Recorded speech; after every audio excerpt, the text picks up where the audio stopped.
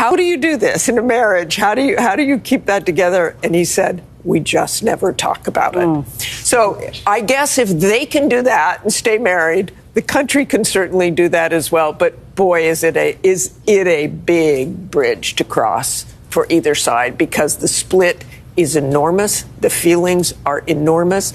I also think when I look at Kamala Harris, I don't think people in the end really knew her.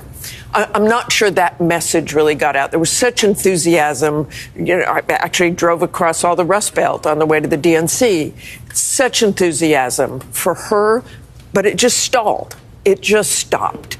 And I do think voters really didn't get a chance to know her. Reince?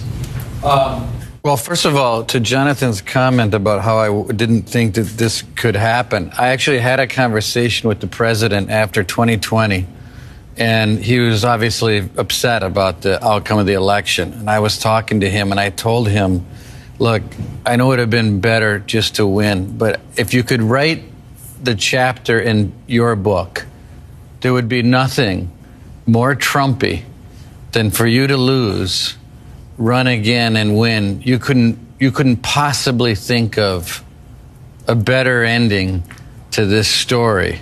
But you wouldn't have written the January 6th thing to the chapter, would you? No. But look, I think two of the things he said was, number one, he wants to help our country heal. Very important comment. That was the first thing, pretty much first comment out of his mouth.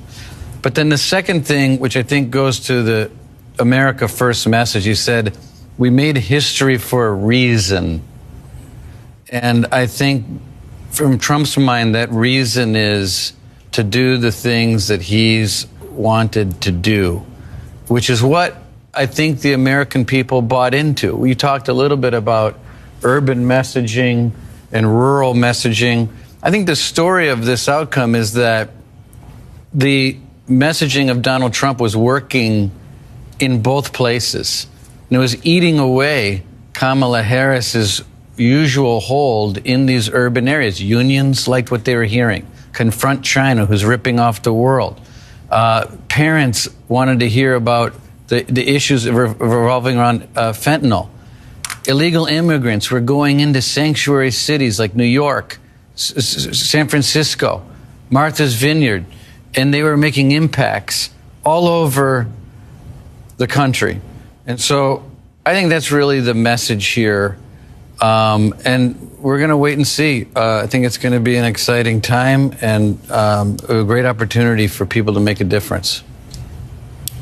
Donna Brazile, what do you think the Democratic Party takes from this evening, and are, always postmortems? You've been part of those. You've been part of victories along the way, too. Where does the postmortem begin here? Well, and just sitting here over the last 3 hours, and I've been in this game now for 40 years. I know I don't look a day past 18, but that's because I like to go out when I leave here. Look, winning Illinois 51-47, Joe Biden carried it by 57 points. The fact that we just called New Jersey, we just called Minnesota. I mean, you got to sit here and wonder.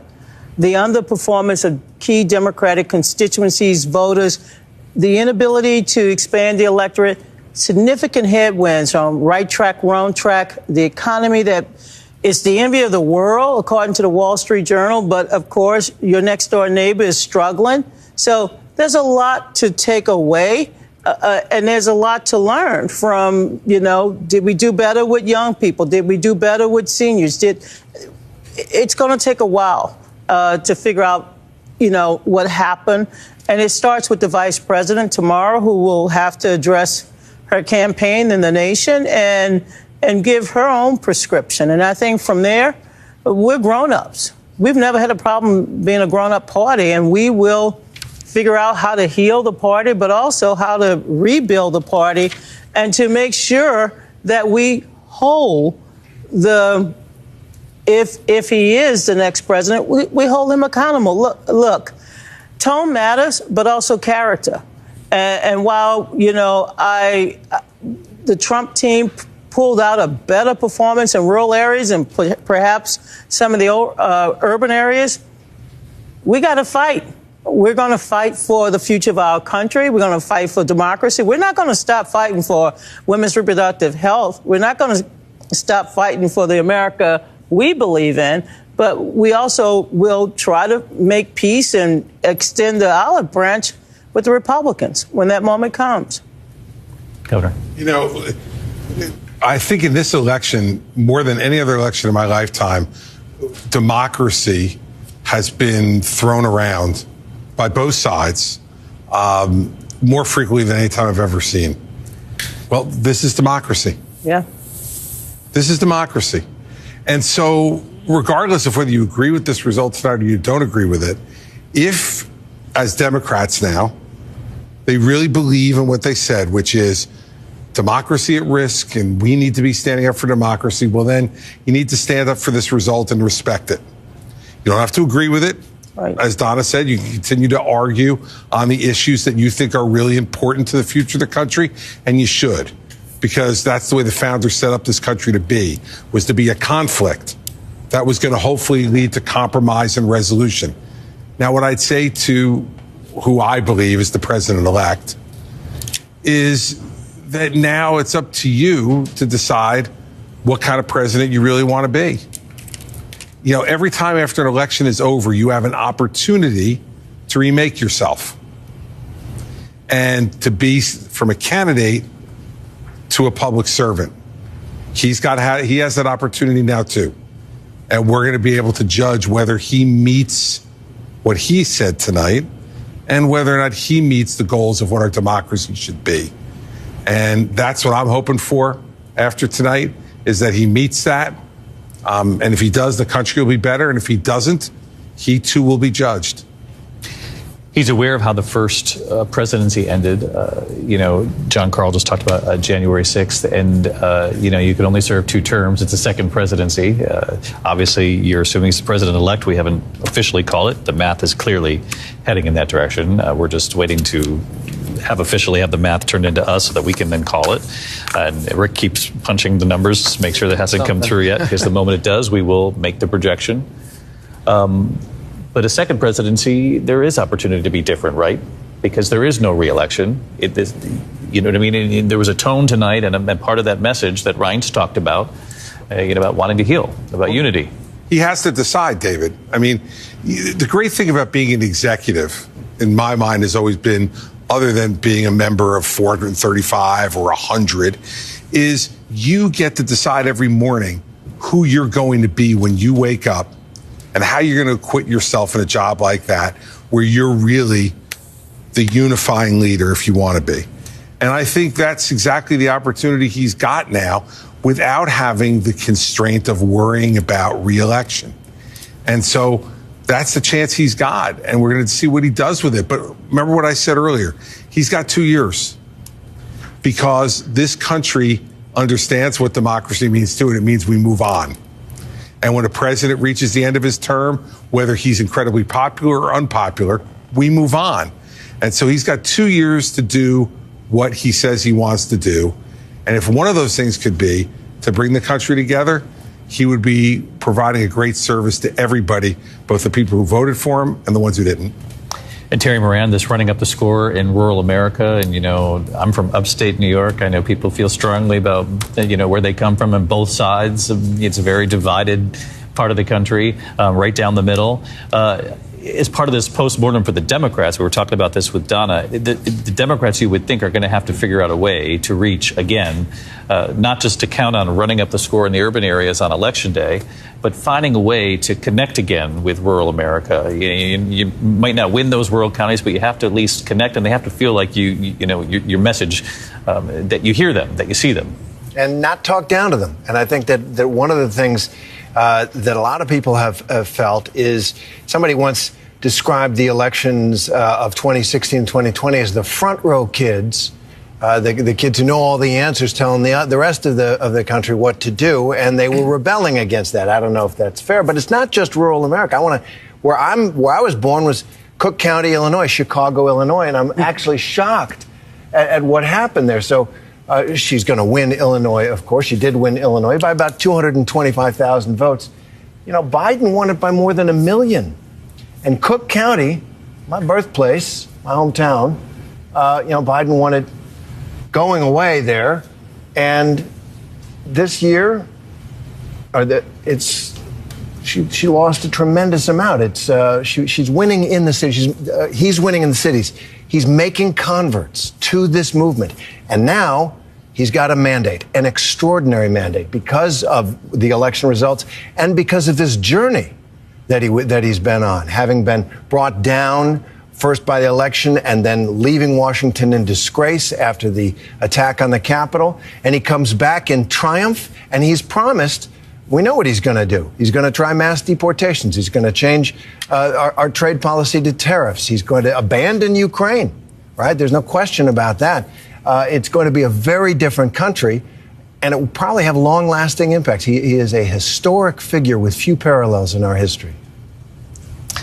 Rick, any developments on the board? Sorry to say no. We're sitting here at 266. And look, I don't think we're trying to leave any false impressions about this. You pointed out throughout the night, David, that it is extraordinarily likely that Donald Trump is going to be elected. As we look at the numbers, it is a very daunting task. And again, I'm not trying to project a possibility here where one doesn't exist. Our folks are very careful about this for a good reason.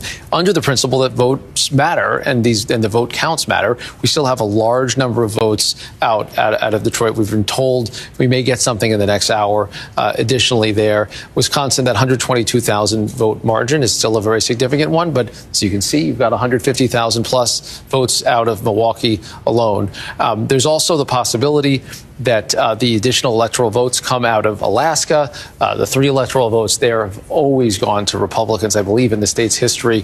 That's a 15-point lead right now for Donald Trump. But the vote is very, very slow there. And the other one out there is the 2nd congressional district in Maine, which Trump has carried before. He's leading by about 18,000 votes. So there's still possibilities that get him to the magic number of 270 electoral votes tonight. Take us through some of the other states. New Hampshire hasn't been called yet, right? Yeah, New Hampshire has not been called, and this is similar to Illinois, as Terry just referenced, a place that is a lot closer than anyone ever anticipated it to be, a 3-4 point race. And just looking inside of it, it's got a story that is very similar to what we've seen in other places, where Joe Biden getting 3/4 of the vote in places like Durham. Doesn't matter in a night like today because he blows it away in the southern part of the state.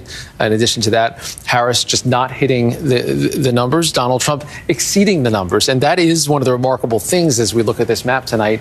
It is urban, it is rural, it is suburban, it is red state, it is blue state, it is battleground state. Every single battleground on the board tonight, Donald Trump has won so far. The 3 biggest are the ones that have been allocated, and he's leading by a significant margin in the other 4. It could be an absolute clean sweep of the battlegrounds, and as big a margin as we've seen that you can imagine in a race that was projected to be this close. In fact, is this close because of how divided the country is. But to see things tip so consistently in the same direction, to me, is quite striking. And that's an unexpected thing. We've been talking about the popular vote, tracking it now. It's north of a 5 million vote advantage, which is quite significant. And yeah, it looks likely that he's going to be above 50% in the popular vote. And what's still outstanding as far as popular vote? I mean, a bunch of California, Nevada, Arizona. Yeah, I mean, California, because it's the biggest state, is going to be the biggest piece of it. Only about half the vote is in there, so that's another 8 million votes or so. But it's hard to imagine that it comes in a way at this stage, even if it takes another couple of weeks, that changes the margin there. We do have, as we talked about, some significant vote still in those upper Midwestern states. Arizona still has a pretty fair amount, only about half of the vote in, but it's not going to add up in a way that I think that changes the math in a big way. It seems like Donald Trump will have a majority, which is something that he didn't get the time he won. Certainly didn't get the time he lost. Joe Biden didn't get when he won the presidency 4 years ago to get an outright majority of voters. Thank you, Rick. I just want to read a couple of notes coming in from world leaders. Macron has posted on social media, congratulations, President Trump, ready to work together as we did for 4 years, with your convictions in mind, with respect and ambition for more peace and prosperity. And from Prime Minister Benjamin Netanyahu moments ago, dear Donald and Melania Trump, congratulations on history's greatest comeback. Your historic return to the White House offers a new beginning for America and a powerful recommitment to the great alliance between Israel and America. This is a huge victory in true friendship, Benjamin and Sarah Netanyahu. And Martha, that is the next question, how the world responds. These world leaders have, many of them, have interacted, have worked with Donald Trump when he was the 45th president. What is the reaction tonight from around the world and the implications here? Well, I think you heard Benjamin Netanyahu and former President Trump and likely President-elect Trump has said he backs Israel all the way. But what he has said about Gaza is he wants the war to end quickly. John Santucci reported tonight that, I believe it was Donald Trump Jr., not Eric, said one of the first things his father would do is Middle East peace. I mean, he has claimed that the Gaza war, or that the attack on Israel would never have happened. He's claimed the war in Ukraine, that Russia never would have invaded Ukraine. The war in Gaza, obviously, has been horrific. How he solves that, I don't know. He said he would solve these wars even before he got into office, if he gets into office. Ukraine, I think, I have talked to people very close to President Zelensky over the last couple of weeks about the possibility of a Donald Trump presidency. And surprisingly, I think there's a debate going on that they are not really happy with what the Biden administration has done. It has been a slow, painful death for a lot of Ukrainian soldiers. And they have wanted more aid. They have wanted longer range missiles and have not gotten that. So there was, with one advisor in particular, he said, I don't know, maybe Trump can help us out more than anything. Maybe Putin will be afraid of him. Interesting. John Karl, what do you make of some of the other global impact of Donald Trump returning to the White House? The dynamics at play, NATO, the relationship with NATO, the Biden administration, and President Joe Biden very proud of what he believed were strengthening relationships with NATO, particularly in defense of Ukraine. Where does that go from here? Well, look, Donald Trump didn't have a lot of policy specifics in this campaign. Frankly, in his White House, he didn't have a lot of consistent policy specifics. But one that he was entirely consistent on was pressuring our NATO allies, demanding that they pay more of our collective self-defense, and even doing things like coming very close, stepping up to the line of taking back Article 5, the idea that an attack on one is an attack on all, that we would come to the defense of any NATO ally that was attacked. He came very close to ordering the withdrawal of U.S. troops from Europe. This is going to be, once again, a very tense relationship with NATO. It's been a very friendly relationship with Joe Biden under very tough times. Joe Biden is a fervent multilateralist. Donald Trump's foreign policy, as he says, is America first. Very different. But one thing that I wonder about, I was in the White House when President Trump came after he won in 2016 and was welcomed in by Barack Obama. And Barack Obama made it clear to the White House staff, he said, we are going to have a smooth transition. Donald Trump has won the presidency. It is our job to ensure there is a smooth transition. There were people in that White House that were distraught. They wanted nothing to do with that. They thought Donald Trump was a threat. It's exactly what you're going to have right now in the Joe Biden White House. I think it'll be very interesting to see Biden's actions in the coming days. There's obviously been zero relationship there of any constructive form. What kind of what does this transition look like, and how does Biden facilitate it? And Mary, obviously impossible to know, but what must President Biden be making of all this tonight? If only I knew. It is pretty remarkable, though. I mean, to John's point, though, it will be something to see this handoff. I would expect, given the focus and importance that this administration, that Kamala Harris's campaign put on sort of maintaining these core, principles of democracy that we would see a handoff. I do think about the ceremonial role that Kamala Harris will have to play in certifying any election results, which will be pretty remarkable to see. And I do think a lot about Joe Biden's legacy. I mean, we've talked a little bit about that tonight.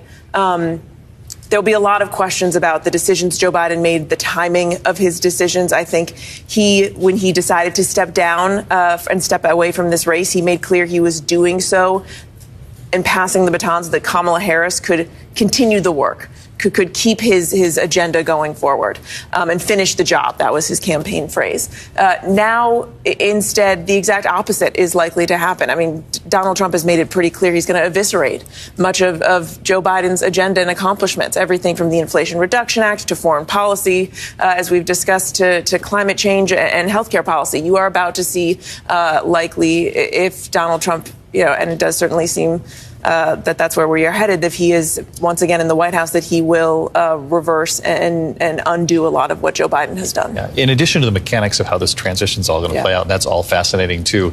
And again, this is not a question that you're going to be able to answer.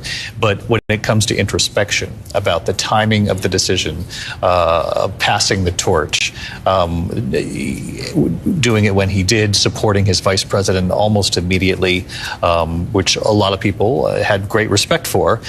But when you look at the actual timing of it, that leads to all these other questions about had it been done sooner. Perhaps it would have given the Democratic Party more time to do some sort of a primary between people, and maybe it would have ended up being Kamala Harris. But there's just all these other scenarios that I think people are going to look back on if this goes in this direction, which obviously the math is headed there. We're just being super careful, as we should. But I'm just so curious as to the introspection and the questions that are going to be asked and looking back at these last. I mean, really, she had a 107-day campaign. 107 days. And it was, a 107-day sprint, I mean, without a primary. And we did, I will never forget, we all witnessed those hours after Joe Biden announced that he was exiting the race to see the party coalesce around her and say, okay, we are doing this. And it came after, for weeks and even really months, so many in the party had questioned whether Kamala Harris, had what it took if she could do this. And the party quickly sort of answered that question themselves and said, no, we're doing this. And she's the candidate that we believe has the best shot. But Joe Biden insisted until the very end. I mean, just a few weeks ago, he was saying that he still thought he could have won. It was a very bittersweet and difficult decision for him. And you do have to wonder if he is thinking, and many others in the party are thinking, he needed to make that decision a lot sooner.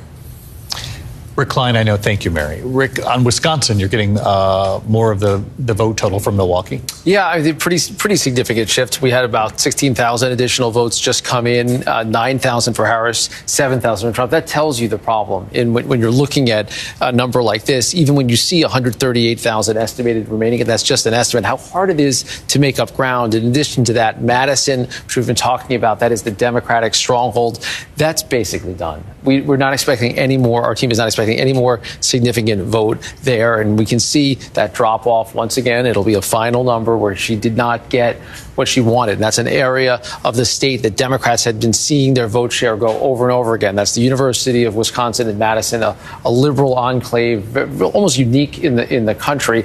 And it looks like she hit a ceiling and came down a little off of it. So as we watch those votes, and again, we're still waiting on Michigan, it's so fitting with the pattern everywhere that that's part of what makes it difficult to imagine a scenario where you can make up a gap like this. It's now up to a 325,000 vote margin in Michigan, Wayne County, Detroit, a piece of that as well. There's so many factors that go into this, but at bottom, she just did not get her voters out in anywhere near the numbers that he did. And it may be the case that the voters are out there, but that he got them instead of her, that he was able to represent himself as the candidate of change. Of change, yeah. That's right. I think it was obviously a country that wanted change, and they both tried to establish themselves as the candidate of change. Martha Raddatz brought up the point earlier that in the end, another big question will be, did people really know Kamala Harris? And is 107 days really enough to get to know her? I know she did push for, another debate, another sort of major moment interaction, sort of a tentpole political moment. And he, looking now at this strategy, smartly said no. One was plenty, and I'm going to barrel toward the election, and so will you, and try to introduce yourself in 107 days. It's a very difficult, in looking back at it, and we knew it in real time too, but we had never witnessed that as well. There have been so many moments in this campaign, obviously the attempts on Donald Trump's life, President Biden's performance in the first debate, President Biden then stepping aside, endorsing Kamala Harris within moments in a tweet, and people will look back at all of the timing, all of the decisions that were made, and had they been made at different moments along the way, would the outcome have been any different? And those moments, as we've said earlier this evening, those moments when she had a chance to define herself on The View, unable to really say what she would do differently than Joe Biden.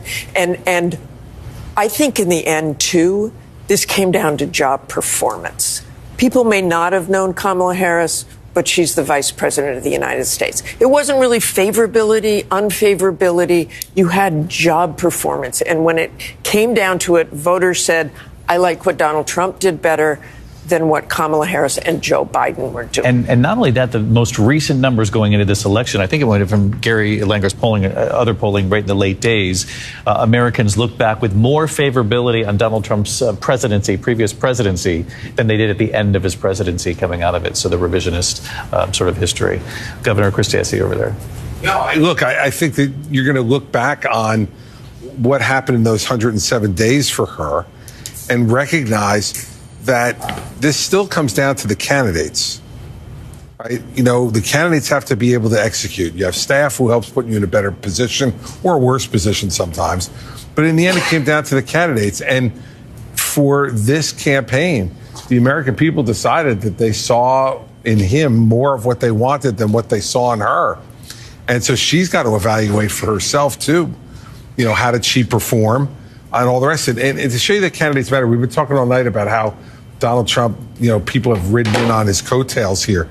I just want to point out what happened in Maryland to show that voters are they discern. Harris won Maryland by 23 points, and Larry Hogan only lost by 6. That means 17% of the electorate who voted for Harris turned around and voted for Hogan. Now, it wasn't enough to get Hogan over the finish line, but it tells me again that voters do make discerning choices, David.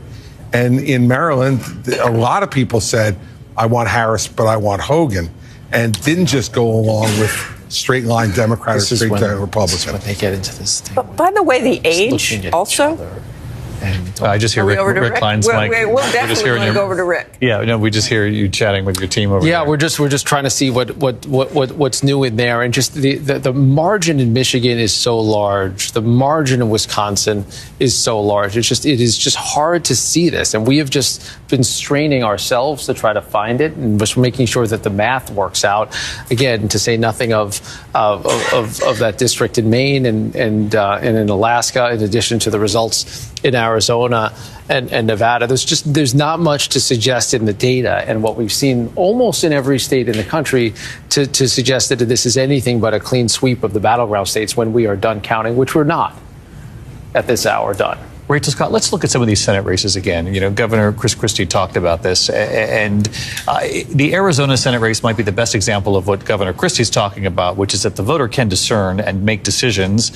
They can vote for somebody for president and still vote for somebody else, a different party for Senate. And it would appear that in that state, obviously, at this point, it looks like Donald Trump clearly, we haven't called Arizona, but has the lead in Arizona. But then Ruben Gallego performing much better than Kari Lake. Yes, and this is a prime example of where you have voters in this state, this battleground state, voting for the Democratic Senate candidate, Ruben Gallego, but not supporting the Democratic at the top of the ticket, the Democratic candidate at the top of the ticket, Vice President Kamala Harris. I mean, just look at these numbers, David. You have Ruben Gallego at 51%. He's leading by about 96,000 votes compared to Kari Lake. And then you have former President Donald Trump at 50%, leading by 37,000 votes. it's fascinating here in Arizona because it's amazing to me just how closely aligned Kari Lake is to former President Donald Trump. Both never conceded their elections that they lost. She's been riding around the state with a campaign bus with his face on it next to her. She's really been trying to paint herself as a sort of on the shoulder of former President Donald Trump. Clearly, the voters in this state, and it's interesting just to hear from voters in this state, too, that were thinking about voting for former President Donald Trump and voting for Ruben Gallego. One thing that they pointed to was that Kari Lake just didn't really have enough of the policy to back it up. Maybe she had some of the baggage of some of the rhetoric, but she didn't have the record that Donald Trump had. And they liked the record that Donald Trump had 4 years ago. Now, on the flip side, some of these other Senate races seem to not only did the top of the ticket seem to affect them, but also this incumbency, this anti-incumbency moment in the country, and the way people really feel about the economy, and whether or not they have experienced at home or with their bills or at the grocery store any sense of recovery that they're being told about in some of these metrics that we have. Let's tick through them. Bob Casey in Pennsylvania, where does that stand? Yeah, Bob Casey in Pennsylvania, all important Pennsylvania. Let's take a look at where this stands here. You can compare and see where Bob Casey stands compared to Vice President Kamala Harris. Both of them right around the same mark here. This is a familiar trend that we're seeing in some of these blue wall states. You have McCormick. He's at 49%, ahead by 71,000 votes. Obviously, former President Donald Trump projected to win the state of Pennsylvania at 50%. Let's move on to a couple of the other races. When do you want me to pause here, Mark? I'm asking the control. In 10 seconds, we're just going to pause here so that the rest of the network can sync up with us here for our election, early morning election coverage here on ABC. For all those who are awake. Yeah, that's right. We'll take the moment. Hey, listen, I got my start at ABC on World News Now, the overnight show. So we're back. We're back, folks. Back for more. And this from President Zelensky in Ukraine. Congratulations to the real Donald Trump, at real Donald Trump, on his impressive election victory. I recall our great meeting with President Trump back in September when we discussed in detail the Ukraine-U.S. strategic partnership, the victory plan, and ways to put an end to the Russian aggression against Ukraine. So, Martha, that is Zelensky reaching out to say, we talked, we spoke, we talked about our alliance. Let's keep it going. He doesn't have much of a choice there at this point. He has to work with Donald Trump, and he has to see what he can get out of that. I think his biggest worry is clearly what kind of bargain that Donald Trump might try to push him into with Russia. And that has been a concern all along. I mean, you've interviewed him. I've interviewed him. He has been very firm on not giving up any territory.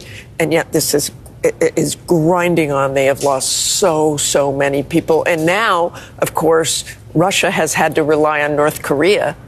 They have 10,000 troops in the Kursk area going into that will be on the front lines fighting Ukrainians. So this is getting out of control there. We'll see if Donald Trump is indeed the president, what he does. And Zelensky, as we know, is politically astute, watches U.S. politics very closely, as he has to, because he knows the future of that conflict rests on his partnership with the U.S. Rachel, let's come back to this discussion. We go to Michigan. It would seem to me Bob Casey's numbers are closer than Kamala Harris, the Bob Casey, Dave McCormick.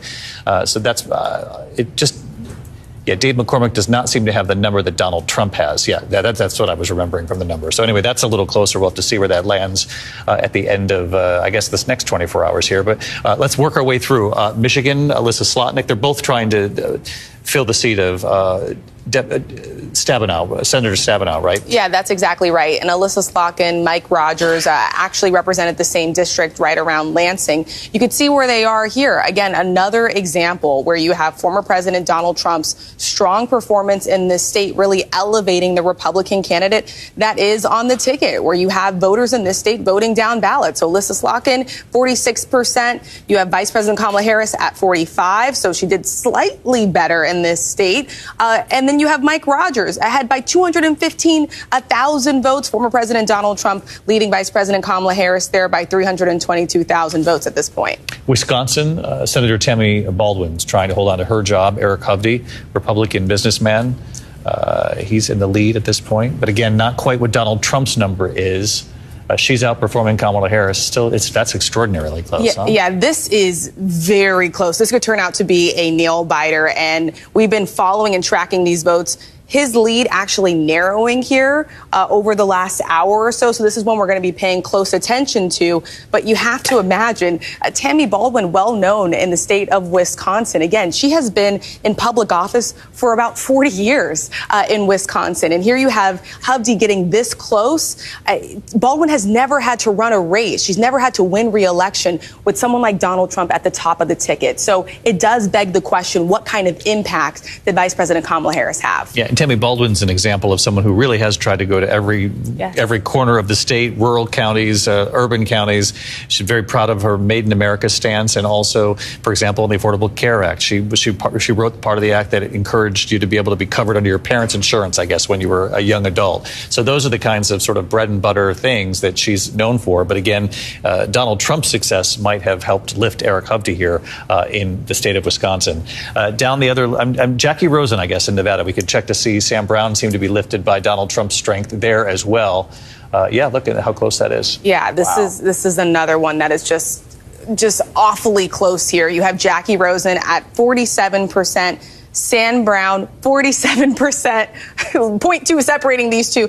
He's ahead right now by 2,600 votes at this point. Vice President Kamala Harris, we see her at 46, Donald Trump at 51. This one is going to be another nail biter. Wire. And where do we have outstanding vote in Nevada at this point? Yeah, the Nevada vote that's still out. Let's take a look at this. Yeah, so Las Vegas is a little bit of a smaller out. Reno is a battleground, so that's why it's purple on your screen here, and you have some more rural areas as well. So, Las Vegas Clark County is by far the largest population center. We're estimating about 55,000 votes left there, but it is splitting about evenly. This is actually maybe a mild surprise for the night so far, because so many areas that are a 50-50 split seem to have fallen in one direction or the other. But it's worth remembering that it wasn't long ago that Democrats could win by a couple of points. I mean, that was an 8 or 9 point margin there for Joe Biden in Clark County. Yeah. That's what powered the victory. For Donald Trump, it looks like he'll only lose it by about a single percentage point tonight. I mean, Clark County is just an example of what we've been talking about all night long. Donald Trump with his best performance out of all three of these campaigns. And this is a county that is very diverse, a lot of union members. They were hit very hard by the COVID pandemic. Some of his promises to union members, like not taxing tips, very, very popular there. A big Latino vote, as in many parts of Nevada. And it seems, to get to parity in Clark County is a powerful message. And it's part of what we're seeing tonight, which is just a realignment. I mean, these are the kind of election results that we'll be talking about, I think, for many years and many decades. This is what appears to be at the presidential level a clean sweep of the battlegrounds or something close to it. And between the Senate races and other down ballot races, some real inroads that Republicans made with the kind of voters that have been and had been Democrats for quite some time now. Yeah, and I think it would seem from the exit polling that people just do not feel like that they're better off, that they don't feel like this was an economy for them these last few years in this country. And we do know that the country was emerging from a pandemic. The industrial nations of the world all sort of went through this as well.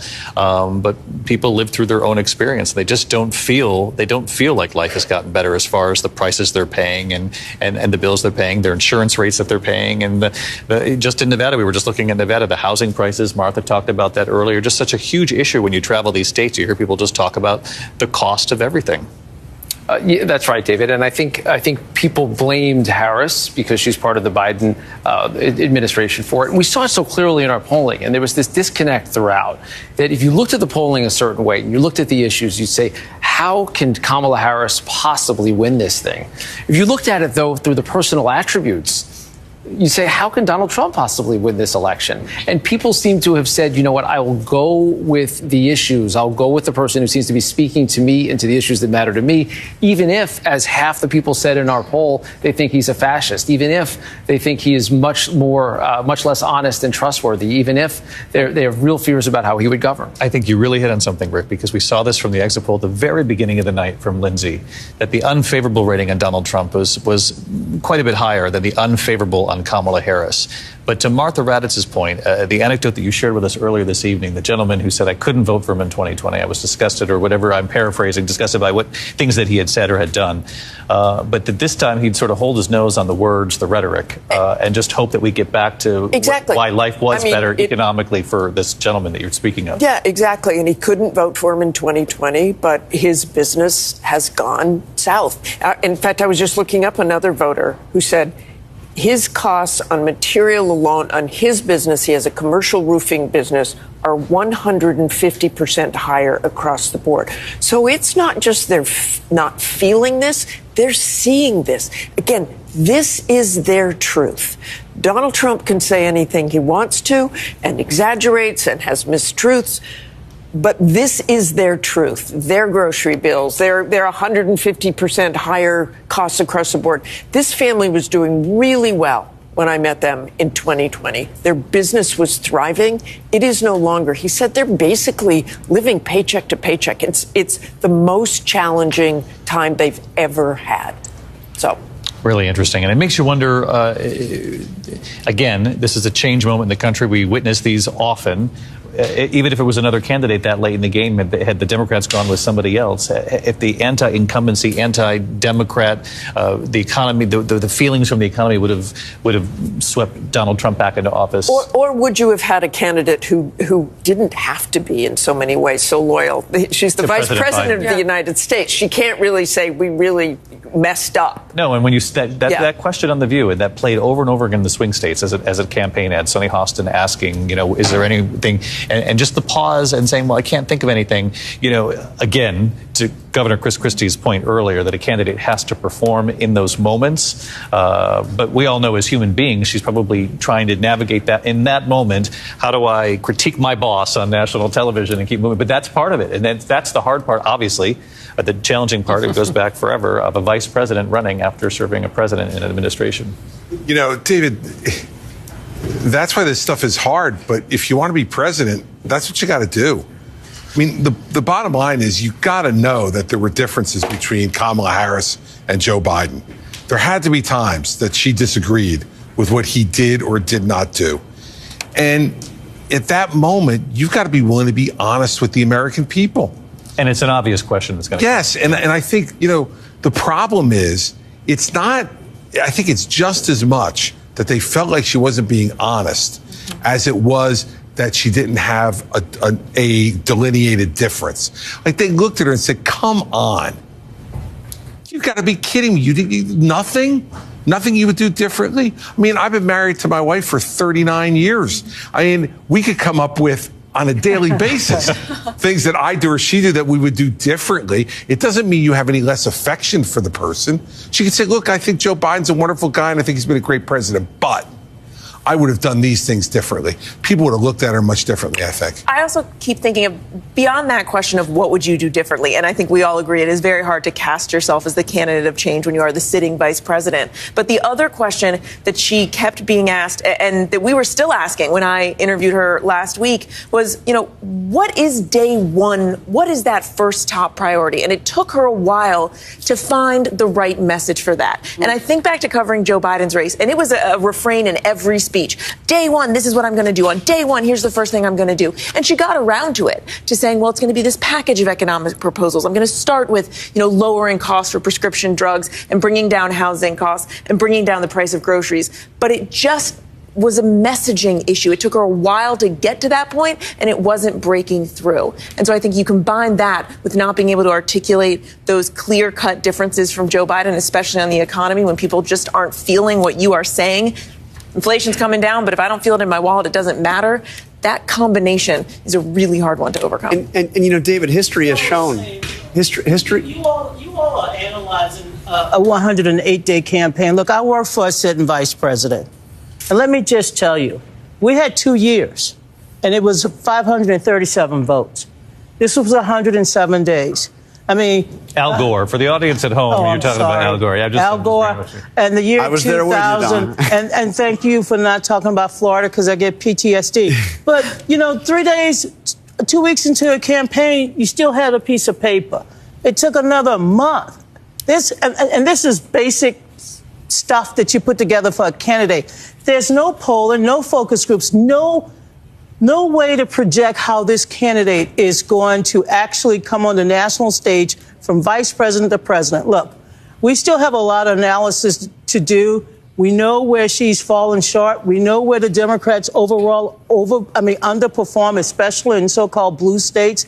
But at the end of the day, I still believe that the Democratic Party only had one or two paths. And Joe Biden, when he decided to step back, it was to allow the vice president to step forward or to go through a really chaotic process.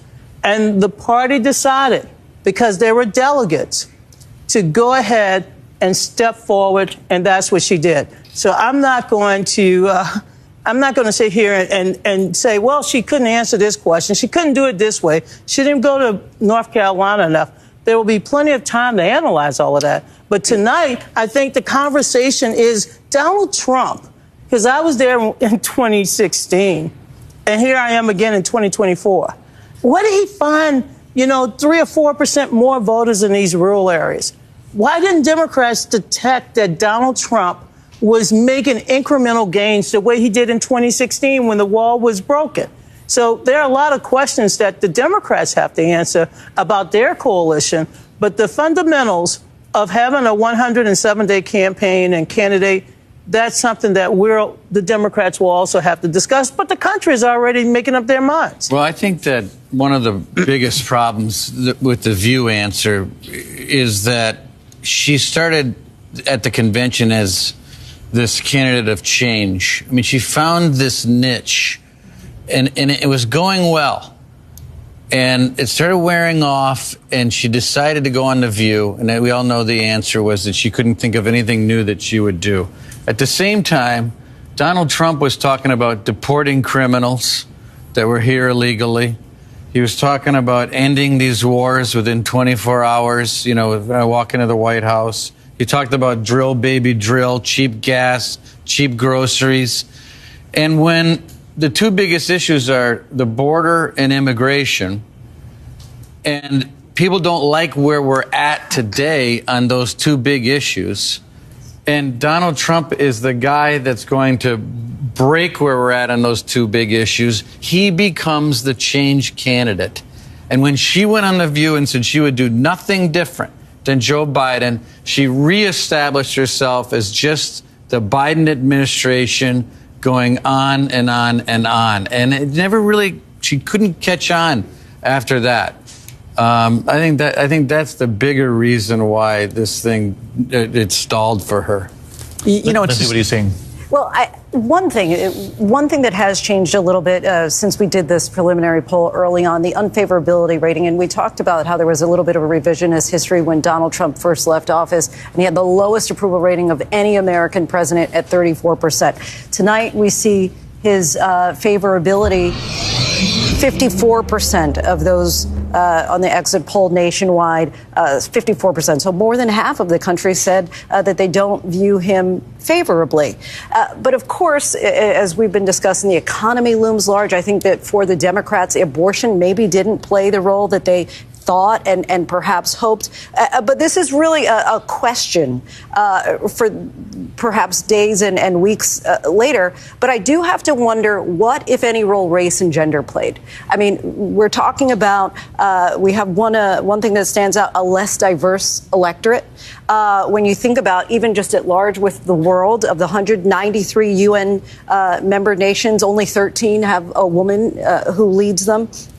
Black women are often the last of the table when it comes to even pay disparity in this country, getting 67 cents on the dollar when it comes to white men. Barbara Jordan, when she was asked in 1976, do you think that this country is ready to have a black woman on the national ticket? She said no. And so I don't know that we have the answers tonight, but I think that is kind of the elephant in the room that we're not talking about, because we're not just talking about having a woman. We're talking about having a woman of color. And I think that that's something that we cannot underestimate when we see this increasing red spread throughout the country. And where did her unfavorable land at the end of the night, too? I'm just curious, because you put the Trump number, I think, is pretty close to what you said at the beginning of the night. So I'm just curious. Yeah, John, do you have the honor? We don't have that on this graphic right here. That point also plays into what others were saying up here too, which is 52% 52. unfavorable. So she was 52, just he's a little 54. Bit less. So 6 in 10 voters were not satisfied with the selection. The double of candidates. hitters. Yeah. But I think your point is very well made, Lindsay, and I think that we'll be able to dive into the demographics of who embraced her, who would have embraced a typical Democratic candidate, and some of those cross currents that exist and need to be probably addressed.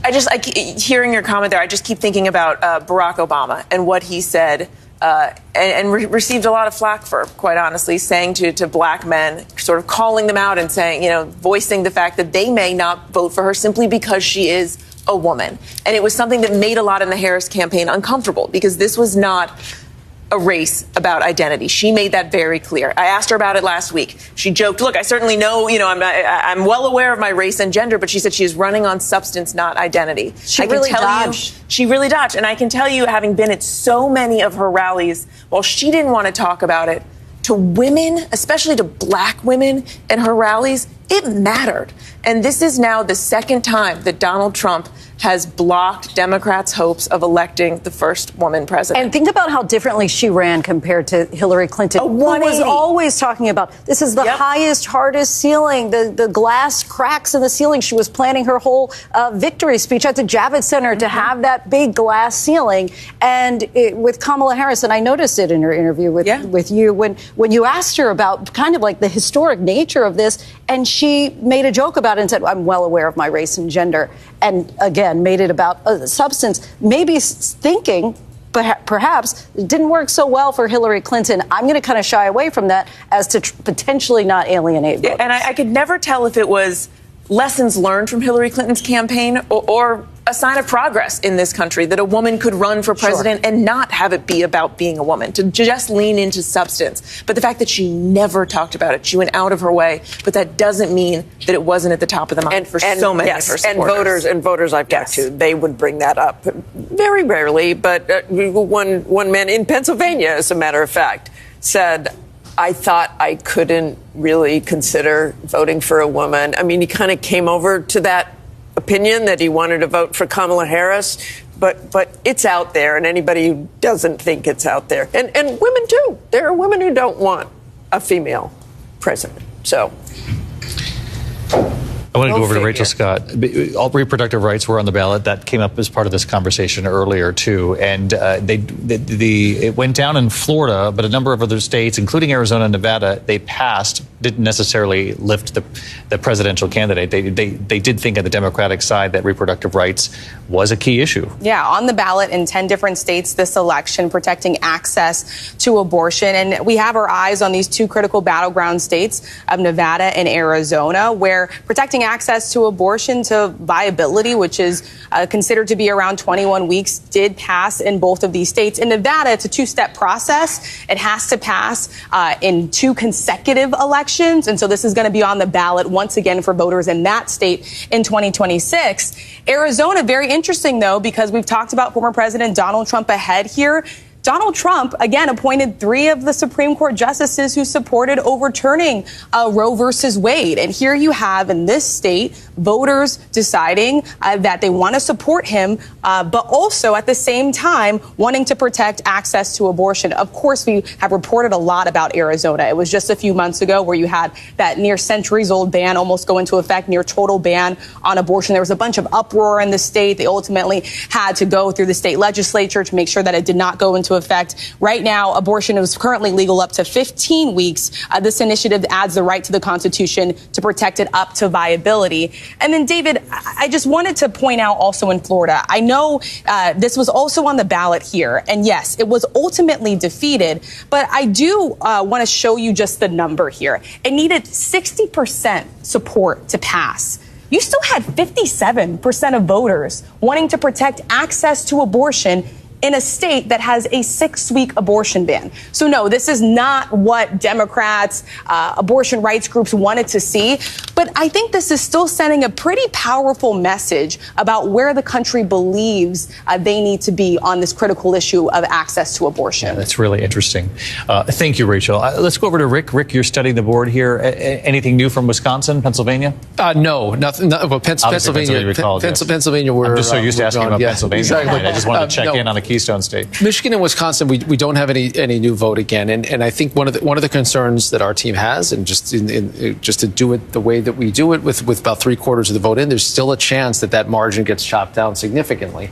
Very hard to imagine a scenario where she catches up, but that's the standards that we apply, and they're the same for anything and under any circumstance in any race. The other kind of quirky thing I've been keeping an eye on is that we've got a good chunk of the Alaska vote in here. It's not close in Alaska, but Alaska, just like Maine, and election dorks can rejoice, I'm going to say this on the air, uses ranked choice voting, which means if no one gets 50%, then they go to the second option, the third option, et cetera. So actually the number to watch is not 55 versus 40, it's 55.8 versus 40.4. Similarly in Maine too, that's the issue that we're making sure gets sorted out, that it wouldn't go to ranked choice voting. But again, these are real kind of bank shot scenarios that would imagine a world where Donald Trump doesn't get those electoral votes in addition to probably the electoral votes in the other battleground states.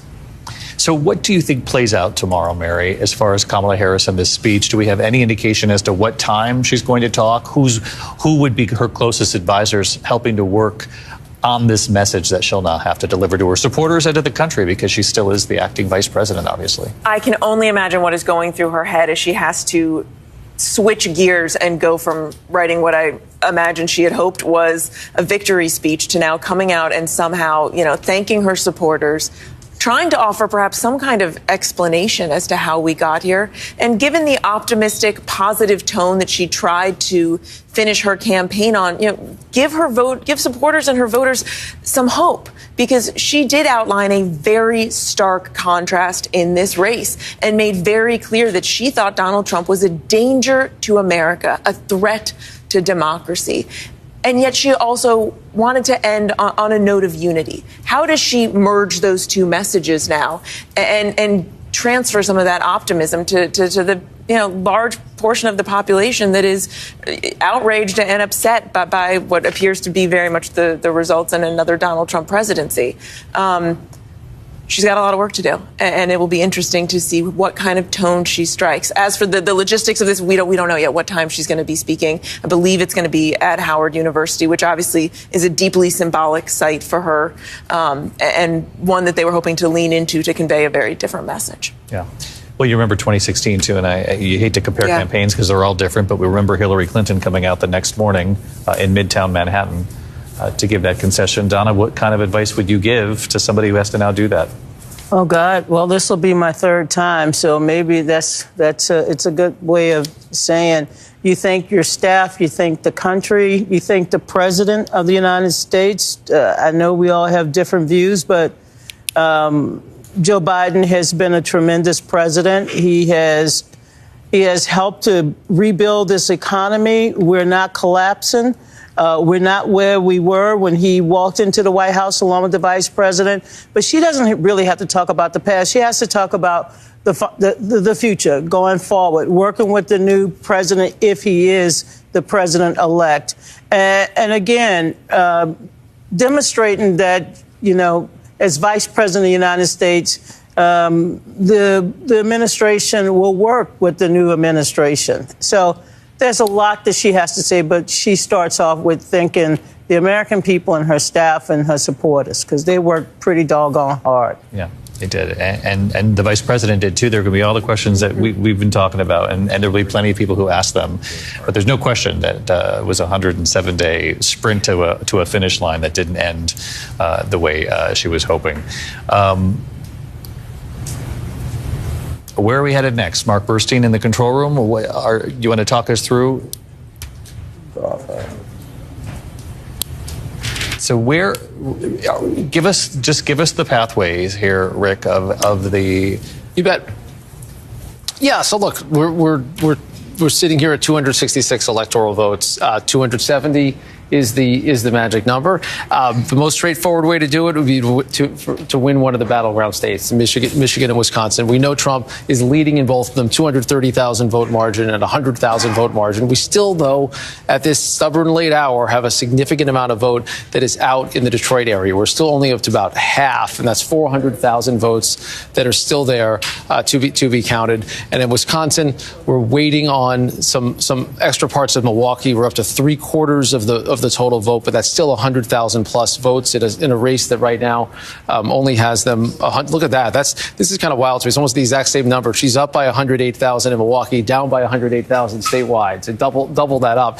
It's hard. It's very hard to catch up, but that's the reality. And then we have a couple of other things. New Hampshire has not been allocated yet. That is a Democratic-leaning state. Show us in New Hampshire the sort of with the circles that shows us where the outstanding vote is and why we wouldn't be able to call that race. Yeah, I mean, what we have here is some Republican leading parts of the state that have no vote whatsoever yet. And for whatever the reason that is, sometimes there's a quirk at an individual place. We have these blank spots on the map.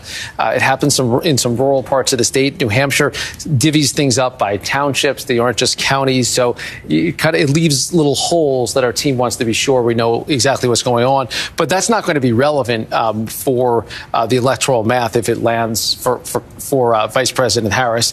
Maine and its one congressional district would be, but again, the key number there is 50%. You have to get to 50% to win that, and in Alaska. But again, you look at the totality of this map, and it would be beyond shocking if Donald Trump does not get 270 plus electoral votes. And where does it stand with the House, Rachel? Donald Trump, you heard in his speech say, we took back the Senate and we very likely took back the House, but the House is still not decided. Not decided. And when I ran into Democrats with Democratic leader Hakeem Jeffries, they said, welcome to election weeks, possibly months, because of just how long it could take for the vote to be ultimately counted in states like California. It may be a while. And so, we did have our eyes on very early Virginia, too.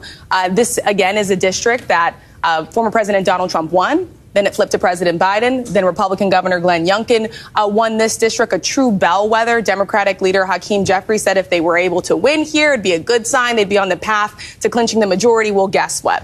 The Republican incumbent, Jen Kagan, she was able to keep this seat here in this state as well. We talked a little bit about Matt Cartwright in Pennsylvania, 7 terms that he has served here in this state.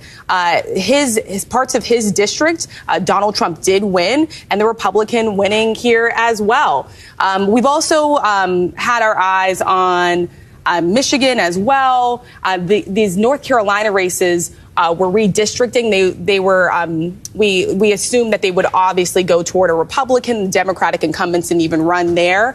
And let's take a look here in Michigan as well. This was another critical seat. This is the area around Lansing. You have the Republican doing well here as well. So right now, too early to call. Democrats hoping that ultimately they could clinch the majority, but it's still all being sorted out. Again, every 2 years, all 435 seats up for grabs. So a lot of counting to do. Do me a favor and take me through some of these upstate New York communities right outside New York City that were in the midterms. They went red. And we see that Mondaire Jones was not successful at his challenge. Yeah, this was interesting because you had 2 people who have served in Congress going up against each other in a district. Mondaire Jones moved into one district. He lost. He ran again. Mike Lawler, ultimately victorious here. He was with former President Donald Trump when he was campaigning over on Long Island. So he was able to turn this one out. Let's take a look at New York 18. Pat Ryan was able to hold on to this. This was a closely watched race as well with Esposito. He was able to hold on to this race by a pretty large margin, 45,000 votes as well. Let's go to New York 19. This was really sort of got 94% of the vote, and this is really interesting very here. Close, right? Yeah, Wow. And it was really a coin toss. Both sides having their eyes on this. Riley ahead right now, and New York 22. The Democrat doing well here as well, David. All right, we're going to take a quick break. We'll come back to these numbers, and as soon as we can call the biggest race tonight, the presidential race, we will project here on ABC if we can in these overnight hours. So don't go away, and we sure do appreciate you staying up with us. It's about 4:07 here in the East. Hey, listen, Good Morning America is coming up shortly. Stay tuned. We'll be right back. ABC News live coverage of the election night 2024 continues right after this.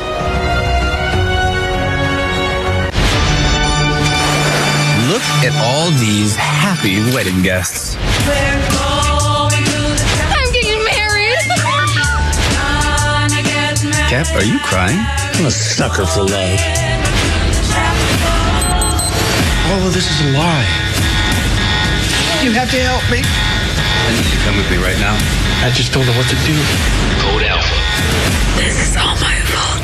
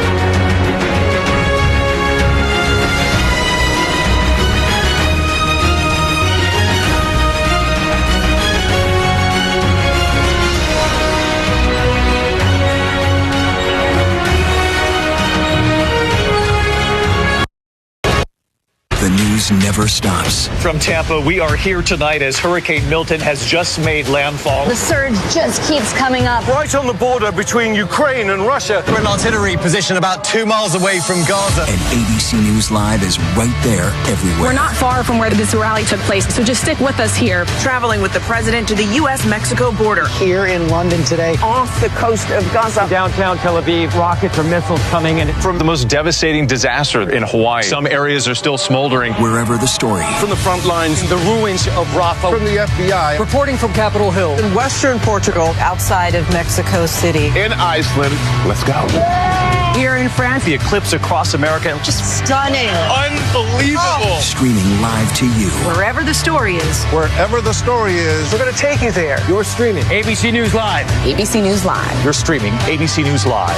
ABC News Live. Streaming free everywhere because the news never stops. The news never stops. From Tampa, we are here tonight as Hurricane Milton has just made landfall. The surge just keeps coming up. Right on the border between Ukraine and Russia. We're in artillery positioned about 2 miles away from Gaza. And ABC News Live is right there everywhere. We're not far from where this rally took place, so just stick with us here. Traveling with the president to the U.S.-Mexico border. Here in London today. Off the coast of Gaza. Downtown Tel Aviv, rockets or missiles coming in. From the most devastating disaster in Hawaii. Some areas are still smoldering. Wherever the story. From the front lines, The ruins of Rafah. from the FBI, Reporting from Capitol Hill. In western Portugal. Outside of Mexico City. in Iceland. Let's go. Here in France. The eclipse across America. Just stunning. Unbelievable. Streaming live to you. Wherever the story is. Wherever the story is, We're going to take you there. You're streaming ABC News Live. ABC News Live. You're streaming ABC News Live. ABC News Live. Streaming free everywhere because the news never stops. Harris Walls, Trump Vance. Election night 2024 continues. Here again, David Muir.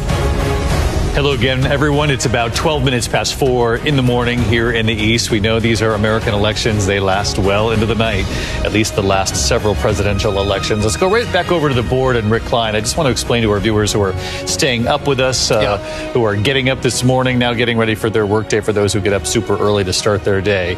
And I just want to bring people up to speed. Obviously, we're very aware that Donald Trump is most likely going to be here, the 47th president of the United States. We just don't want to project it officially until we absolutely know it's a mathematical impossibility. That's what the decision desk, that's their job. That's why they're so careful and steady with what they do. Let's take it, let's look at Wisconsin, for example. I guess what would get us there or closer is that Milwaukee vote that's outstanding, right? The other map that you have that shows us where there's still vote. How much is left? Yeah, so we have about a quarter of the overall vote left in Milwaukee. You can see what this looks like. That big dot, that is Milwaukee, a bluer place because it's a 65-33 edge for Kamala Harris. And as that vote comes in, we'd anticipate, based on where it's from and the type of vote, that it will add to the margin that Harris has in that county, a county she's winning by 108,000. We've seen some other rural vote trickle in. That number's gone up a little bit for Trump. That's why it's so difficult to beat down the margin. But our team plays this very carefully, following the numbers, nothing else. And look, we're sitting here at 266 electoral votes, and there's no reason to be cute about it. We heard President Trump, the former president, declare victory earlier. He is exceedingly likely to get a majority in the Electoral College. He needs 270 electoral votes. But until the math is actually there for us in an individual state, our decision desk wants to just be very comfortable with that decision based on that circumstance, based on the vote that's actually in. We're just not there quite yet in a couple of states.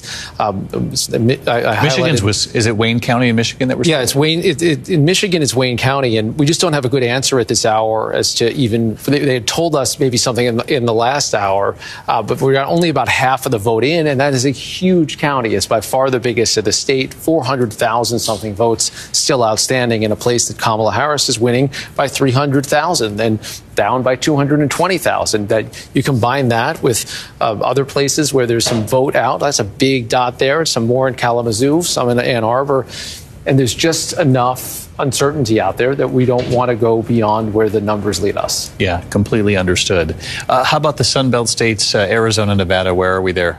Yeah, we'll check in on Arizona and Nevada. Arizona, we said from the start that if Arizona is at all close, it's going to take a very long time to count. Right now, we only have about half the vote in, and it is going to be several days before we get a substantially larger amount of that vote. Right now, Donald Trump's lead is about 1.5 points.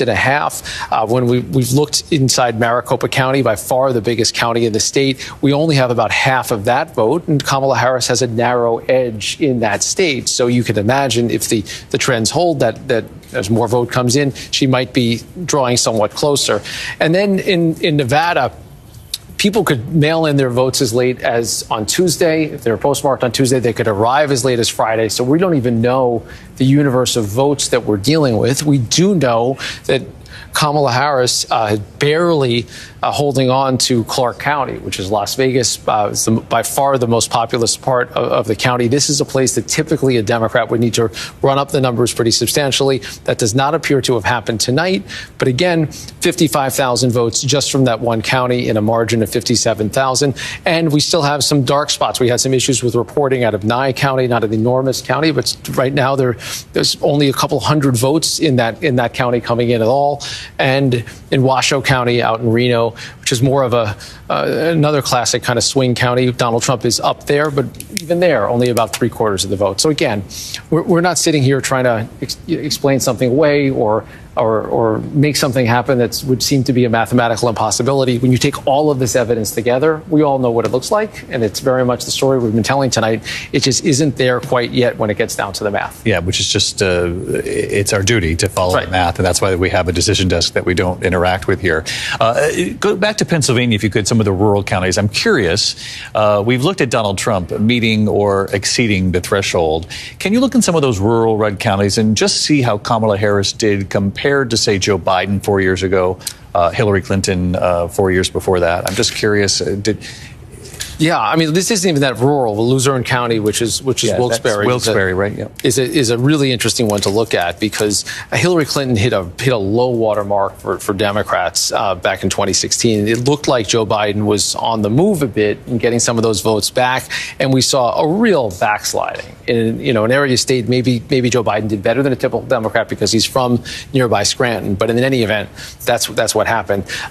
Looking at some of these big counties out in the western part of the state, Kamala Harris, getting only 35% of the votes. Pretty close to Joe Biden. Yeah, it is. Above where Hillary Clinton was. Yeah, that's right. There's no growth there. There's no area there where you see any kind of. Which is interesting. And listen, this is just a couple of counties you showed us, but it gets a little to Lindsay's question earlier, because I was curious in some of the rural counties here, the red counties, if Kamala Harris, how she performed in comparison to Joe Biden 4 years ago, Hillary Clinton 8 years ago, and she's coming pretty close to where Joe Biden was, if not, matching him and outperforming Hillary Clinton in a few of these counties. So some of this might be Donald Trump beating his performances in the rural counties and just adding to his rural vote across America.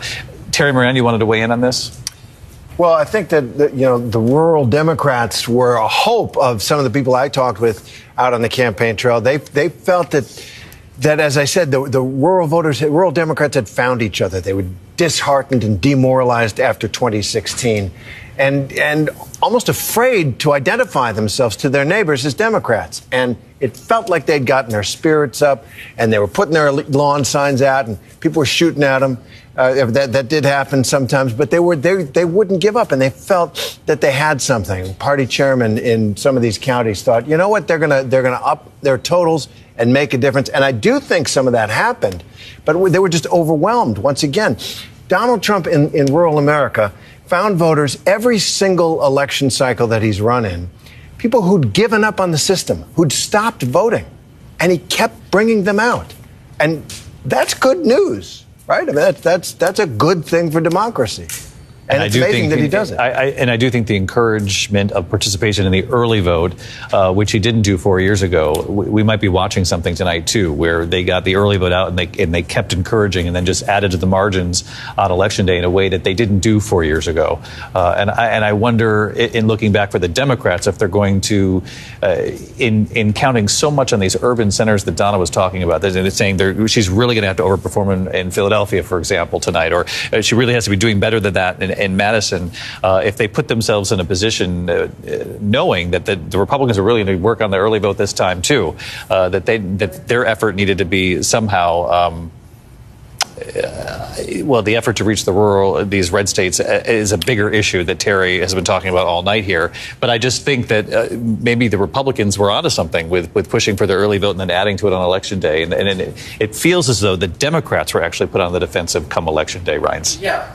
And that was something that we've been talking about for the last couple of weeks, which is in these two buckets of votes that we talk about a lot. We have the early vote bucket, and we've got the Election Day bucket. What happened to the Democrats is that they always beat us in the early vote, and we always win. In the recent times, the Republicans win on Election Day. So when the Democrats started in a place like Pennsylvania with 800,000 fewer votes in the box going into today, they had to beat us not only on election day today, but they had to beat us with 800,000 fewer votes. The same in Wisconsin and Michigan and all over the country, which is why I didn't think Joe Biden or Kamala Harris would win any of the 7 battleground states today. And I don't think she will, but obviously we've got to wait and see. Well, once again, Barack Obama in 2008 had time to enlarge the electorate. That's one of the reasons why he was able to get over 1.2 million votes over John McCain. This was not an opportunity to expand the electorate. Look, Donald Trump, let's put everything on the table. Donald Trump expanded the rural electorate. I mean, when you grow the electorate, when you grow it, and there's no other forces to counter it, Democrats are not going into these rural areas and looking for votes, maybe suburban areas. But look, there's a lot to digest. I'm still trying to figure out where the path is in Michigan and Wisconsin. Of course, Clark County is another disappointment. Look, these are areas of the country I know very well. The last time, Jonathan Call and I were in Las Vegas a couple of months ago. I mean, that's an area where Democrats normally overwhelm on not just the early vote, but the day of. And look at the results. The Latino vote. I think it's significant. I think Clark County is the Latino vote, and Donald Trump very successful on this election day, peeling back the Latino advantage that Democrats had, particularly in Clark County. And to have an even score, really, between the Democrat and the Republican in Clark County should be eye-opening for the Democratic Party. I don't know if I'll ever close my mouth or gamble there again. That's just a lot. You will. You will. I know you. But they had that ground game too. I mean, the Latino vote, and the culinary workers. That's a huge, powerful union there, and it's majority Latino. They were going door to door to door. I think they said 900,000. And you know, the door to door is always interesting to me. It's like, how many did you actually talk to? How many answered the door? Because we've been out with them before, and you know, you knock on the door and they move on. But the argument they had, and even those Kamala Harris supporters, was, look, you know, I know the economy's not great, but it takes a while. That's really not a great argument to tell someone. It may take a while. And again, the rent prices there, the grocery prices there, it is huge. And you talk to Latino voters, they wanted to talk about issues. They didn't want to talk about, you know, what Donald Trump was saying. It was issues.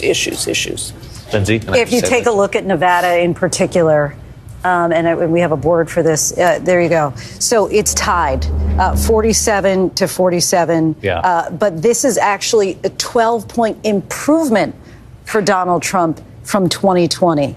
And in particular, again, he's winning even more with Latino men over 2020. It's going to be a big storyline for the night, is the Latino vote. And the border, too. I mean, we talked about this a little bit before, but sitting down with a Latino voter who said he really likes Donald Trump's border policy. I said, you know, he's going to deport millions and millions of people coming into this country. And he said, oh, no, he's only going to deport the criminals. Like, he's not going to deport the other people? No, it'll just be the criminals. So whatever message he was sending out, received. By the way, the person you're speaking of might be right. You know what I mean? That might be the political versus the reality. And maybe that person's a little closer to what's really going to happen. These voters have moved to Trump after the Harris campaign made their closing argument, and much of their argument echoed in many places that he was racist and fascist and a danger to democracy. And we're looking at 51% of the American people rejecting all of that. I mean, I think that's cause for reflection for Democrats and for a lot of other people. I don't know. If you talk to your neighbors who voted for Trump, if you have them, they just don't buy any of that. They just didn't buy into that at all. Let me bring in Mark Updegrove, presidential historian. 51% didn't buy it, that's for sure. And the 46.9 that voted for Harris did buy that closing argument. And so, Mark, I guess we bring you in to help viewers at home understand, just how everyone's going to move forward here on this in a divided electorate. Some who thought, democracy was at stake, and others who have clearly decided to turn back to Donald Trump for myriad reasons. Economy we've talked about at length here, immigration we just talked about, and in Clark County in Nevada, in Las Vegas, Latino voters peeling away for Donald Trump in huge numbers, simply because of, and I don't say simply to talk it down, because these are very real issues, but I think that they were driven, as Lindsay showed in the exit polls, by economy, cost of housing, inflation, very real dynamics that American families have had to deal with for many years now. David, I'm with John Carl, who said it several times. This is the most spectacular political comeback in the history of our country. There's nothing even remotely comparable. Richard Nixon came back from a defeat in 1960 when he ran against John F. Kennedy. He lost a gubernatorial bid in California 2 years later, and folks were writing Nixon's political obituary, but he came back to win the presidency 6 years later. He has nothing on Donald Trump. Donald Trump, we all know, 2 impeachments, January 6th, the loss of the election, and 34 felony counts, on and on and on. But I think his success is echoed by 2 successful presidential campaigns in modern presidential history. One is Ronald Reagan in 1980, who constantly asked voters, are you better off today than you were 4 years ago, and defeated Jimmy Carter resoundingly in 1980. And then 1992, when you had George H.W. Bush defeating the incumbent president, Bill Clinton, and his political advisor, James Carville, reminding everybody it's the economy, stupid. And I think Americans truly believe that Donald Trump has a better economic strategy to move them forward. That is the motivating issue. And Donald Trump capitalized on it very successfully, David. But we simply haven't seen anything like this in the history of our country. And how do the American people move forward, for those who feel so strongly that the outcome either way was going to be dangerous for the country moving forward? This is democracy. This is what you have when you have folks voting in a free and fair election. There's been no greater disparity between candidates than you've had between Donald Trump and Kamala Harris. And you see almost a 50-50 split, nearly a 50-50 split between Americans. It shows how divided we are. That's no surprise. We've seen that. We know how divided we are. But this is democracy. And if you are an American, you have to accept the result of a free and fair election. And we have to figure out a way to come together in the wake of this very surprising, in many respects, decision by the American electorate, David. Mark, what do you make of some of the exit polling and sort of the coalition, really at both sides, the way they turned out, who they voted for tonight? And I guess in particular, what we've been talking about is that Donald Trump, he definitely carved out, for example, again, in Clark County, Latino support in some of these urban areas, some of the different battleground states. But one other thing that he did that is quite extraordinary is that in all of these red counties in Pennsylvania, Wisconsin, North Carolina, Georgia, he upped the number in some of these smaller counties, but he did better than he did 4 years ago, in some cases than he did 8 years ago, over and over and over again, and that added up over time. And it's the patchwork of those rural communities, David, that really comes into play. You start bringing up the numbers by bringing in those rural communities one by one by one by one, and chipping away at the Harris lead in the bigger urban communities. It is a miraculous strategy, and it worked. They seem to get out there in numbers. Donald Trump waged a movement, just as he did in 2016. It surprised many at the time, and I think a lot of it was because he was so successful in the rural areas where he was largely uncontested by Kamala Harris, who was concentrating, I think rightfully so, based on the numbers, on those urban areas. But they got just enough in order to get a majority in these states. And it's particularly surprising in the blue, what were the blue states, the industrial blue states, Pennsylvania, Wisconsin, and it looks like Michigan. Wisconsin and Michigan look like they're going to go to Trump, just as they did in 2016. A very successful movement waged by Donald Trump, David. Mark, let me ask you, it was an issue that Lindsay had brought up earlier, and it's one that will be talked about too, and that's the role of gender. And not only that, but this is now the second time the Democrats have nominated a woman to be at the top of the ticket, and also in this case a woman of color. What do we have to take from that? I know it's so early; we still haven't even called the race yet tonight, but these are definitely part. This is all part of the race. It's part of who the Democrats have put at the top of the ticket, and does it say something about the willingness to sort of put a woman in that top role to be commander in chief?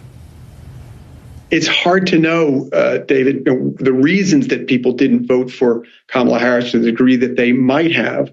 But it seems like that high and very hard and almost impenetrable, at least at this point, glass ceiling is difficult to crack. And there is no question that gender and ethnicity probably played some role in this, just as we saw in 2016 that it played a role. Whether it plays, we continue to not be able to see a viable presidential candidate who is a woman, a person of color. That's hard to know. We obviously elected Barack Obama twice in 2008 and 2012. But it seems very difficult for a woman to gain the office of the presidency. We've had other nations do that. Other first world nations have elected presidents. For some reason, that has proved to be elusive for our country, David. So it's difficult to know whether it's going to continue to be an issue in the future. But I don't think there's any question that played some role in this. We'll know more as we analyze this race in years to come. Mark, one of the other things that you had said earlier, waged a movement like he did in 2016. And in looking at this campaign, the Trump campaign also found ways to reach voters that were, not unorthodox, but new ways to get to them, podcasts. And I know Kamala Harris did this too, but we really saw it, from Joe Rogan in those final days, and then the Joe Rogan endorsement, and having voices out there, part of the political ecosystem that aren't sort of the traditional ways of reaching voters and finding them where they are and in what they consume, the sports that they like, the personalities they listen to during the day, and that seems to have been a very successful strategy for the Trump campaign. And you're absolutely right, David. We have to remember that Donald Trump is an entertainer, and I think he was very happy to go into these different mediums where he would find an audience, particularly I think in the end among white males. Finding podcasts they listen to. You mentioned Joe Rogan. There were others that he went to as well. But Donald Trump, wherever he can find an audience, he is happy to show up. And I think that was a winning strategy as well, not going to just the traditional media, but going to other things that we may not know about, but that draw a very sizable audience, not mainstream properties, but that got to the right audience for Donald Trump to get people to show up at the polls. I think you're absolutely right. I think those podcasts played an enormous role in Donald Trump's victories. Again, just working away at the edges, getting a few here, a few there. That's a sort of patchwork strategy that seems to have worked so well in ostensibly getting Donald Trump over the top and getting to that 270 plus electoral votes. Working away at the edges and building it over time and performing perhaps in so many ways better in this election than he did in two previous campaigns. Mark Updegrove, his presidential historian, we really appreciate your insight always. Thank you for joining us this early in the morning. Appreciate it, Mark. We're going to take a quick break. We'll be back with much more of our live coverage here now, 4:35 in the morning. We knew we'd be here into the wee hours of the morning, and we'll see if we can make a call anytime soon. We'll see you right back here after the break.